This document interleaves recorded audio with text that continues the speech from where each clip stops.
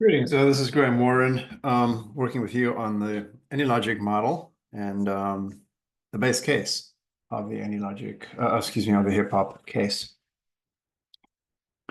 So we've got two tracks of ORs. Each is staffed by an anesthesiologist and a surgeon. And there are some supporting staff, registrars and EVS folks that, prep the OR after a surgery is complete. So I want to give you an overview of how this model works. Track A is shown here. Track B is shown here. They work off some common pools. They also have some dedicated resource pools. So in particular, you can allocate ORs, dedicate ORs to track A.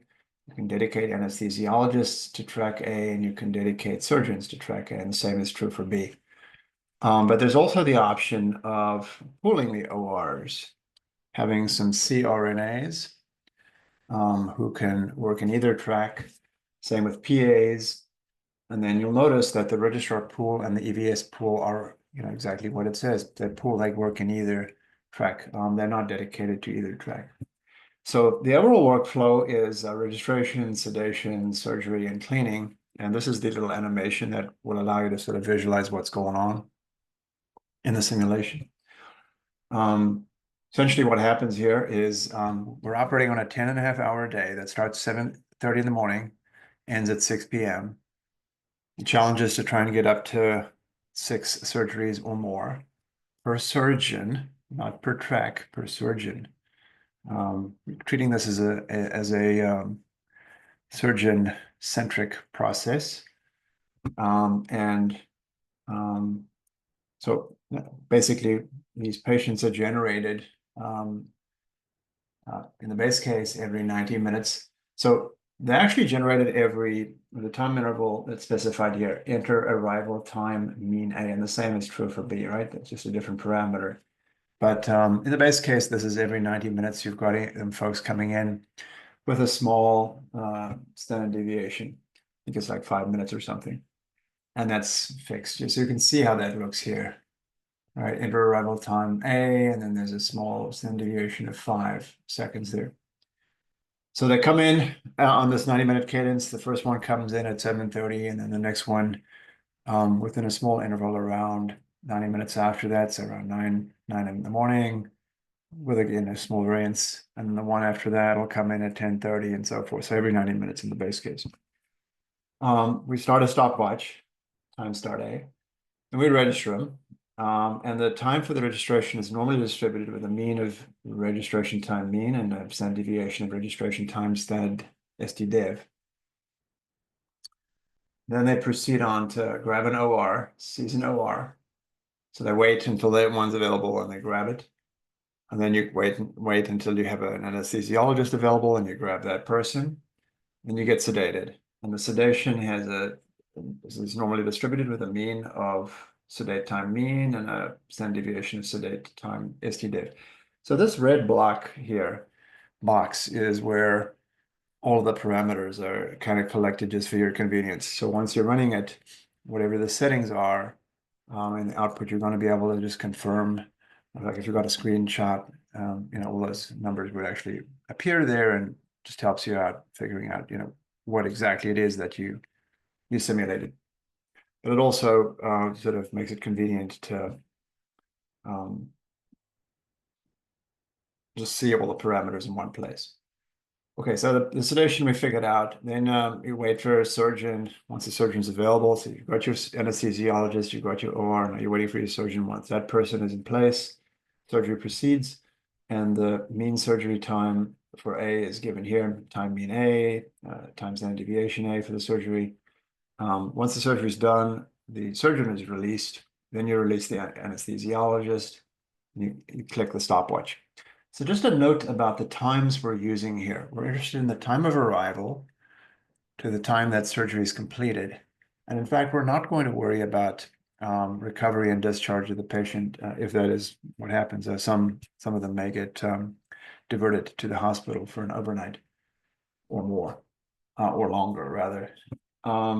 So from our perspective, we're just interested in this time from arrival to completion of the surgery. The OR is then cleaned. You first have to grab an EVS pool person.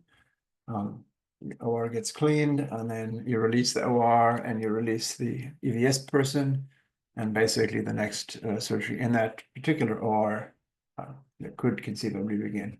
And then we end, the trajectory of the patient. So although the patient actually doesn't go through the cleaning process, they go off to discharge and, recovery and discharge. We're modeling it this way because we're really interested in, how many surgeries we get. So it's from time of arrival and then on their flow times in particular. So the flow time is measured from arrival to end of surgery. Okay, so similar for track B, you've got some utilizations that appear down here. You've got these two histograms and then some very important numbers, which are going to sort of summarize overall what happened in your simulation. You're simulating a 10.5-hour day. So the number of surgeries completed in A and B, and then the average flow time in tracks A and B. All right, so let's go and have a look at our parameters. So in the base case, we're assuming that the cadence of arrivals is every 90 minutes. This is something you can change, and we'll talk about, in fact, changing it. Then the registration is 50 minutes with 2 minutes standard deviation. I mean, you may find some efficiencies there, but more or less is considered fixed. Then the sedation, 25 minutes and 707. So that sedation includes things like pre-op prep, consent, if that's not in place, evaluation, and the actual sedation. So that is actually put together from information in the case. Now, the surgery mean time and its standard deviation, I want to show you how that's derived. So I've got this little spreadsheet that I'll share. What I've got here is a basic calculation where I have, just get it full size on this. Got the different BMI categories here. I'm taking those times from the table in the paper, in the case document, mean times and the standard deviations. I also know what the fraction of these BMI categories is, the fraction of patients that are in those categories. And then I'm able to go ahead and calculate a weighted mean. So if you look at the formula for this, it takes the means and it takes the fractions, does a product, so 94 times 0.01, does that for each of these rows, and takes the sum, and what we get is 100.71. Okay, so that is going to be the mean service time in both tracks in the base case. And then for the standard deviation, what we need to do is we need to calculate the variance. So I do exactly that. I calculate the variance, just the square root of the standard deviations here. So 30 squared is 900. Square root of the weights also.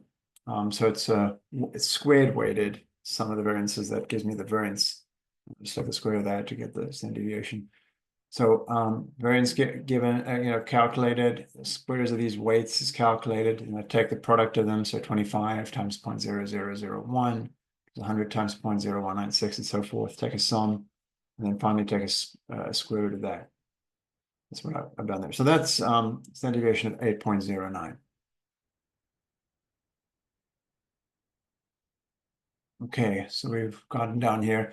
Now, in the base case, what I have is two ORs assigned to track A, one anesthesiologist assigned to track A, so that's this one here. There's the two ORs assigned to track A. I also have one surgeon assigned to track A. The same is true for B, right? Two ORs, one anesthesiologist, one surgeon. I also have two registrars, that's shown here. Also have two EVS people shown there. And that's it. There's nothing in no ORs in the OR pool, no CRNAs, no PAs. So 2 here, 0, 0, 0, 2, 2, 1, 1, 2, 1, 1. That's the setup. Okay. And you can see my times, my surgery times, the mean standard deviation identical to track A. So that's basically it. Let's go ahead and run this thing and just see what we get. So let's think about how the simulation is going to work. When we come in, the surgery suite is, the OR suite of ORs is completely empty. There's going to be a warm-up phase where the first patient comes in and, you know, um, the surgery process ramps up. And then toward the end of the day, you've got a cool down phase where, folks are being flushed out, and hopefully you get all 5 or 6, however many you actually scheduled for the day completed. But there are a lot of variabilities in this workflow, and so there's a chance that somebody has to get bumped to the next day. So the challenge is to, hopefully get to 6 surgeries with a lot of process innovations, potentially. Let's run this and see how it goes.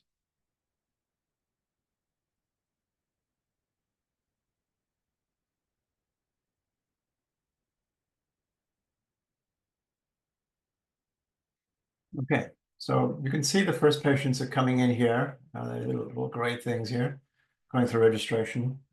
B is slightly ahead of A. They are variable, right? They're normally distributed time. So this one started sedation. This one, A is now started sedation, but it's going faster. And you can track some of these changes here. You can see A is in sedation, and you can see that one person entered sedation, and now one is completed, and that person is now in surgery, has not yet completed surgery. So it's possible to, interpret some of these things and get a sense of what's going on here. Okay, so we've got all our numbers here confirmed, and we are ticking along slowly. We've got 2 folks in surgery, and second patients have not yet arrived. So I'm going to speed this up a little bit, but let's just take a look to see. Nothing is particularly heavily utilized. The anesthesiologists are sort of in the 70% range, but I want to tick this along just a little bit faster now. Okay, so now you can see the folks here in surgery, but now the anesthesiologists are becoming a pain point, right? They're color-coded red. You can see the next patients are waiting for sedation. They're waiting for these patients to complete surgery. Now the second patient gets into sedation here, has just completed sedation, is into surgery while that first OR is being cleaned. And they are 2, so, that second patient went to the second OR before the first one was cleaned. And you've got what looks like a weird bar chart, just one bar on it. There's only one completion, and you've got the average flow times here. Notice that there's no numbers here, 0, 0, 0. They will appear at the end. Now, I set this up so that it actually simulates the 10.5-hour day, so 7:30 to 6 p.m. I'm going to go ahead and speed it up. Now you can see I've got 2 completions, and the third patient is in surgery. There it is, in both cases. The first completion was in something like about 127, 128. The second one closer to 140, and the next one closer to 165 or something. So notice how a bit of a logjam here, where patients are coming in. The later you come in, the longer you wait. Less than ideal because it is an anxious time. So the cadence may be wrong, right? It may be too fast. You're bringing them in every 90 minutes, but it seems like the cadence may need to go up to like 120 or something, maybe 130. We'll experiment with that as we go. Another key observation here is that you're running at 97%. One of the interesting things about this workflow is that the anesthesiologists essentially never get a break, because they have to be present during the sedation, and they have to be present during the surgery itself, or at least that's the way it's construed here. And so the surgeon does get a break. While the next patient is being sedated, they're off, but the anesthesiologist doesn't get that break. Notice how the registrar pool has low utilization, same for the EVS pool. So the surgeons are running at about 75%, but the anesthesiologists are sort of like trending toward 100. And the ORs are looking to be sort of like certainly red-coded, 80 to 90%, not as high as the anesthesiologists. Got 5 surgeries complete here, and I believe we're at end of day here. Yes. So these two actually, so this simulation basically just cuts off. I'll just show you the timer here. 630 minutes. That is the 10.5 hour day. And the simulation just abruptly ends. So although you've got a couple of patients in surgery and two more waiting for sedation, too bad. You've got 5 patients completed here, 4 patients completed here, and that's reflected here, 5 and 4. And then your flow time averages match the 166 and the 200. So this kind of is like your overarching summary dashboard down here. Okay, so we ran it one time. Didn't get out 6 surgeries per surgeon, got 5 and 4. This has financial consequences, right?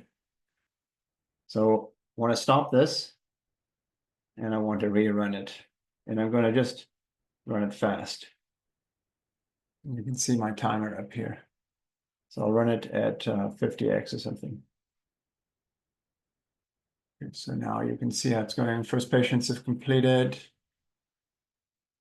Second patients have completed 2 bars. Each of these is a patient 3 and 3. Coming up on 6:30 now. So I got 4 and 4 in this one. And I want to do it one more time. The reason I'm doing this is because you can see that I did get variation, right? I had a 5 in track A, then a 4. When I just simulate this one to completion real fast. So again, I got a 5 and a 4. And my flow times are varying quite a lot across the runs. So you are going to have to, capture about 3 to 5 runs, annotate all the results to get your estimates. And this is the base case.